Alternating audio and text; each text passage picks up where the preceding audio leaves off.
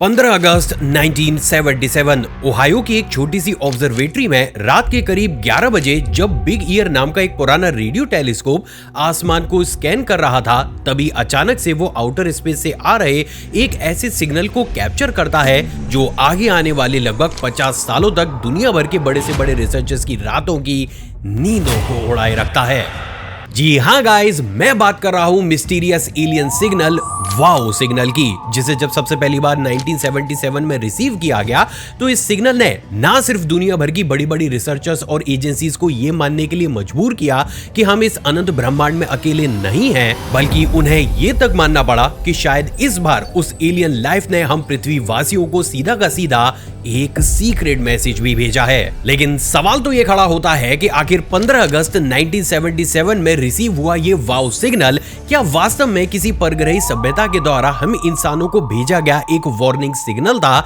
या फिर इसके पीछे की मिस्ट्री इतनी ज्यादा अजीब है कि इसकी भनक लाखों लोगों को आज तक नहीं। वेल गाइस, सच तो यह है कि मार्च 2026 में फाइनली लगभग 50 सालों के बाद सबसे पहली बार हमारे रिसर्चर्स के सामने इस वाओ सिग्नल की वो रियलिटी आई है जिसे डिकोड करते करते बड़े से बड़े रिसर्चर्स के करियर खत्म हो गए। एंड बिलीव मी, वो रियलिटी जानने के बाद आपके रोंगटे भी खड़े हो जाएंगे। तो हाय गाइस, मैं हूं आकाश और आज की इस वीडियो में मैं ना सिर्फ 50 सालों से चलती आ रही वाओ सिग्नल की मिस्ट्री से पर्दा उठाऊंगा, बल्कि आज मैं आपके सामने वो सारे इंसिडेंट भी रखूंगा जिन्हें जानने और देखने के बाद रिसर्चर्स को भी ये मानना पड़ा कि इस अनंत ब्रह्मांड में हम इंसान अकेले तो बिल्कुल भी नहीं हैं।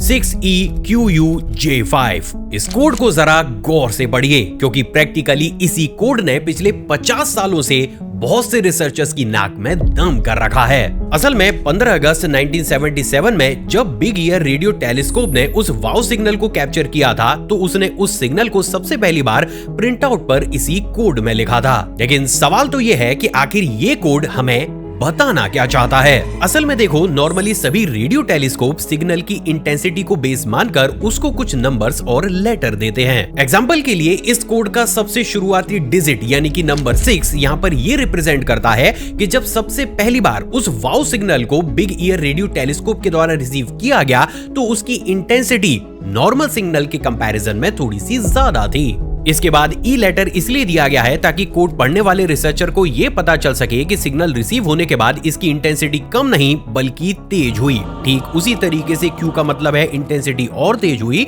और यू का मतलब है कि इंटेंसिटी उस लेवल पर पहुंच गई जितना नॉर्मली स्पेस में हमें आज तक कोई भी सिग्नल रिसीव नहीं हुआ है। फिर इसके बाद लेटर जे और नंबर 5 ये रिप्रेजेंट करता है कि सिग्नल पीक पर पहुंचने के बाद एक बार फिर से अपनी इंटेंसिटी को लूज करता है और ये वापस बेस लेवल पर आता है। यानी कि बिल्कुल सिंपल लैंग्वेज में ये वाओ सिग्नल लो इंटेंसिटी से स्टार्ट होकर पीक तक पहुंचता है और उसके बाद दोबारा से लो इंटेंसिटी पर वापस खत्म हो जाता है। अब ये सुनने के बाद आपको ये चीज भले ही काफी ज्यादा कॉमन लग रही हो, लेकिन मैं आपको ये बता दूं कि तब तो छोड़ ही दीजिए, आज तक भी इतनी परफेक्ट इंटेंसिटी में हमें स्पेस से दोबारा से कोई भी सिग्नल रिसीव नहीं हुआ है।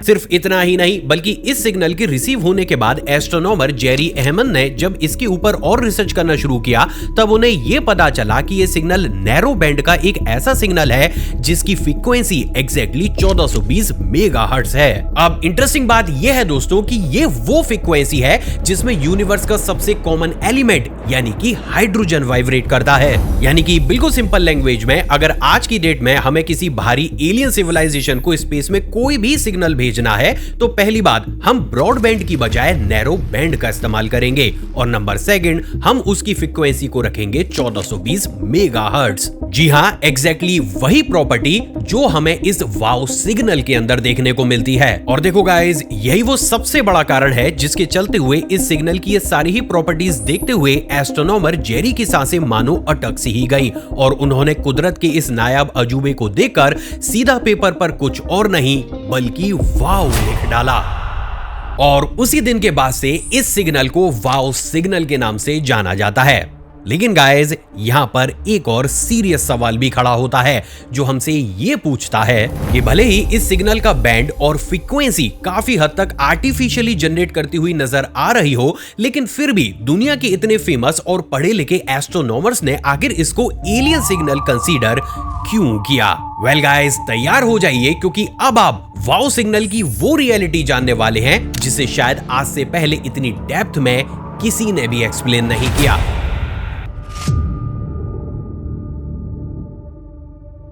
देखो गाइज, ऐसा बिल्कुल भी नहीं है कि जैसे ही ये सिग्नल हमें रिसीव हुआ और हमने आनन फानन में सीधा इसको किसी एक्स्ट्रा टेरेस्ट्रियल लाइफ यानी कि एलियन से कनेक्ट कर दिया हो। असल में जब ये सिग्नल हमें सबसे पहली बार रिसीव हुआ तो हमारे एस्ट्रोनॉमर्स ने इसके पीछे का रीजन काफी ज्यादा ऑब्वियस कंसीडर किया, और वो था स्पेस में मौजूद ब्लैक होल्स और पल्सर स्टार्स। असल में हमारे स्पेस में जितने भी ब्लैक होल मौजूद हैं, वो जब भी स्पेस मैटर को अपने अंदर लेकर जाते हैं तो इस प्रोसेस के दौरान वो अच्छी खासी क्वांटिटी में रेडियो वेव्स को निकालते हैं। सिर्फ इतना ही नहीं, बल्कि अब बात अगर पल्सर स्टार की जाए तो Pulsar star basically massively rotating neutron stars होते हैं जिनके पास काफी हैवी क्वांटिटी में मैग्नेटिक फील्ड भी होती है, और इसी मैग्नेटिक फील्ड के चलते हुए जब इसके चार्ज पार्टिकल मैग्नेटिक पोल के पास एक्सेलरेट होते हैं तो वहां से रेडियो वेव बीम की फॉर्म में स्पेस में एक पर्टिकुलर डायरेक्शन में ट्रेवल करती है। तो अब हमारा सिंपल लॉजिक हमसे ये कहता है कि अगर हम किसी भी तरीके से बिग ईयर रेडियो टेलीस्कोप से ये पता कर ले कि आखिर ये वाव सिग्नल उसे स्पेस में किस डायरेक्शन से रिसीव हुआ था, और अगर उस डायरेक्शन में हमें कोई भी ब्लैक होल या फिर पल्सर स्टार देखने को मिल जाता है तो ये बात पूरे हद तक क्लियर हो जाएगी कि भाई इस सिग्नल को किसी एलियन सिविलाइजेशन ने नहीं बल्कि स्पेस में मौजूद इन दो ऑब्जेक्ट्स में से किसी एक ने भेजा था। हैरानी की बात यह है दोस्तों कि जब इस चीज के ऊपर प्रॉपर रिसर्च की गई तब रिसर्चर्स को यह पता चला कि वो वाव सिग्नल स्पेस में सेजिटेरियस कॉन्स्टेलेशन की डायरेक्शन से आया था। हैरानी की बात यह है दोस्तों कि हमें सेजिटेरियस कॉन्स्टेलेशन में उसी डायरेक्शन में ना सिर्फ एक जायंट ब्लैक होल डिटेक्ट हुआ बल्कि उसके पास हमें एक पल्सर स्टार भी देखने को मिला, यानी कि मिस्ट्री पूरे ही तरीके से सॉल्व होती है और ये चैप्टर यहीं क्लोज हो जाता है। राइट? जी नहीं गाइस, क्योंकि प्रैक्टिकली इस पॉइंट पर ये मिस्ट्री सॉल्व होने की बजाय और ज्यादा उलझ गई। असल में अगर हम वाव सिग्नल को डीपली एनालाइज करें तो हमें ये बात बिल्कुल क्लियर होती है कि रेडियो बर्स्ट बैकग्राउंड नॉइज से 30 टाइम्स ज्यादा स्ट्रॉन्ग थे। कहने का मतलब ये है कि हमारा ये वाव सिग्नल ना सिर्फ काफी ज्यादा क्लियर था बल्कि नैरो बैंड पर रिसीव होने की वजह से ये हमें परफेक्ट फ्रीक्वेंसी पर सुनाई भी दे रहा था। लेकिन बात अगर ब्लैक होल या फिर पल्सर स्टार की जाए तो उनसे जो रेडियो बर्स्ट हमें रिसीव होते हैं वो ना सिर्फ काफी ज्यादा डिस्टॉर्टेड होते हैं बल्कि उनमें नॉइस भी भर भर कर होती है। यस, आई नो यहाँ पर बहुत से लोगों को ये कंफ्यूजन हो रहा होगा कि भाई आखिर मैं बोल क्या रहा हूँ, बट डोंट वरी, क्योंकि आप इस चैनल पर आए हैं तो आज मैं आपके सारे ही डाउट्स को अभी क्लियर करूंगा। देखो, एस्ट्रोनॉमी डिपार्टमेंट में हम आसानी से किसी भी रेडियो बर्स्ट या फिर सिग्नल को ऑडियो फॉर्म में कन्वर्ट कर सकते हैं। अब उस बेसिस पर आप सबसे पहले वाव सिग्नल की आवाज को सुनिए।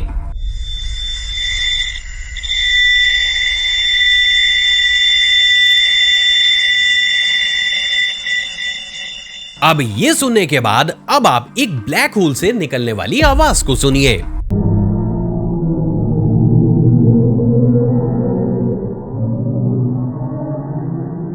अब ये सुनने के बाद आपको ये बात पूरे तरीके से क्लियर हो चुकी होगी कि एक ब्लैक होल से निकले हुए रेडियो बर्स्ट की फ्रीक्वेंसी हमें वाव सिग्नल के कंपैरिजन में बिल्कुल ही अलग और अजीब सी सुनाई देती है। Right? But what about Pulsar star? चलिए उसकी आवाज भी सुनते हैं। तो अब ये सारी ही चीजें सुनने के बाद एक चीज जो आपके दिमाग में पूरे ही तरीके से क्लियर हो चुकी होगी कि भाई हमारे रिसर्चर्स का पहला जो ये अनुमान था कि भाई ये वाव सिग्नल प्रैक्टिकली किसी ब्लैक होल या फिर पल्सर स्टार से निकला हुआ कोई रेडियो बर्स्ट है, भाई वो पूरे ही तरीके से गलत था। तो अब सवाल तो ये खड़ा होता है कि अगर हमारा ये अनुमान पूरे ही तरीके से गलत है तो आखिर ये वाव सिग्नल है तो है क्या? असल में गाइस, जब हमारे रिसर्चर्स का पहला अनुमान पूरे ही तरीके से गलत साबित हुआ तो उन्होंने अपनी रिसर्च को शिफ्ट किया आसमान में मौजूद सैटेलाइट्स और एरियल एक्टिविटी पर, जिसमें उन्होंने ये सोचा कि जिस सिग्नल को हम आउटर स्पेस से आता हुआ समझ रहे हैं, भाई ये भी तो हो सकता है कि वो सिग्नल हमारी किसी सैटेलाइट या फिर आसमान में मौजूद किसी प्लेन के द्वारा इमिट किया गया हो। राइट? अब देखो गाइस, जब इस सेक्टर में दोबारा से रिसर्च शुरू की गई तब हमारे रिसर्चर्स को ये पता चला कि भाई हमारा जो ये बिग ईयर रेडियो टेलीस्कोप है इसे डिजाइन ही इस तरीके से किया गया है कि ये किसी भी सैटेलाइट या फिर एयरप्लेन से निकलने वाले वाइब्रेशन या फिर नॉइस को ऑटोमेटिकली फिल्टर कर दे। एक और चीज जो अपने आप में नोटिस करने वाली थी वो ये थी दोस्तों कि जिस समय इस टेलीस्कोप ने वो सिग्नल रिसीव किया उस समय आसमान में उस डायरेक्शन में ना ही कोई सैटेलाइट मौजूद थी और ना ही कोई भी प्लेन, जिससे हमारे रिसर्चर्स का दूसरा अनुमान भी पूरे ही तरीके से गलत साबित हुआ। हैरानी की बात यह है दोस्तों कि अब जब हमारे रिसर्चर्स के शुरुआती ये दो अनुमान पूरे ही तरीके से गलत साबित हुए तो दुनिया भर के बड़े बड़े रिसर्चर्स ने अलग अलग तरीके की थ्योरीज दी और इसे सच साबित करने के लिए अलग अलग तरीके के एक्सपेरिमेंट्स भी किए। लेकिन दिमाग घुमा देने वाली बात तो यह है दोस्तों कि तमाम कोशिश करने के बावजूद भी आगे आने वाले कई सालों तक कोई भी रिसर्चर ये प्रूव करके नहीं दिखा पाया कि आखिर ये वाव सिग्नल स्पेस में जनरेट हुआ तो हुआ कैसे, कि तभी न्यूज मीडिया में एक धमाका होता है। साल 1980 American data scientist and independent radio astronomer Robert H grey दुनिया के सामने आते हैं और दुनिया भर के रिसर्चर्स के रिसर्च पेपर को सबके सामने रख डालते हैं। हैरानी की बात यह है दोस्तों कि इन रिसर्च पेपर्स में वाव सिग्नल को हर एक एक्सपेक्ट पे कंपेयर करके उसको इन्वेस्टिगेट किया गया था। यानी कि इन शॉर्ट जितने भी बेस्ट पॉसिबल रीजन इस सिग्नल के ओरिजिनेट होने के हो सकते थे उन सभी पैरामीटर्स पर वाव सिग्नल को कंपेयर किया गया। लेकिन बावजूद इसके भी उनमें से एक भी रिसर्च पेपर में यह बात क्लियर नहीं हो पाई कि आखिर ये सिग्नल स्पेस में ओरिजिनेट हुआ तो हुआ कैसे। और इसलिए रॉबर्ट ने पूरी दुनिया के सामने आकर यह बोला कि प्रैक्टिकली ये सिग्नल किसी नेचुरल कॉज की वजह से नहीं बल्कि एक शायद एडवांस एक्स्ट्रा टेरेस्ट्रियल सिविलाइजेशन ने हम इंसानों को अर्थ पर भेजा है। लेकिन क्योंकि हम अभी इतना ज्यादा एडवांस नहीं हो पाए हैं कि हम इस सिग्नल को डिकोड कर लें तो हमें यह नहीं पता है कि ये मैसेज फ्रेंडली है या फिर जीती जागती एक वार्निंग। यह स्टेटमेंट अपने आप में काफी ज्यादा अजीब था, लेकिन क्योंकि सभी लोगों को अब बस यही पॉसिबिलिटी नजर आ रही थी तो दुनिया भर में एक से बड़ी एक बुक्स इस टॉपिक के ऊपर लिखी गई, टीवी शोज बनने लगे और यहाँ तक कि बहुत सी मूवीज में भी वाव सिग्नल का जिक्र होने लगा। लेकिन क्योंकि हमारे रिसर्चर्स के पास कोई जवाब मौजूद ही नहीं था तो ना चाहते हुए भी उन्हें इन सारी चीजों को एक्सेप्ट करना पड़ा। लेकिन गाइस फिर समय आया साल 2020 का जिसमें कुछ ऐसा चमत्कार हुआ जो शायद 50 साल से चलती आ रही इस मिस्ट्री के राज से पर्दा उठा सकता है।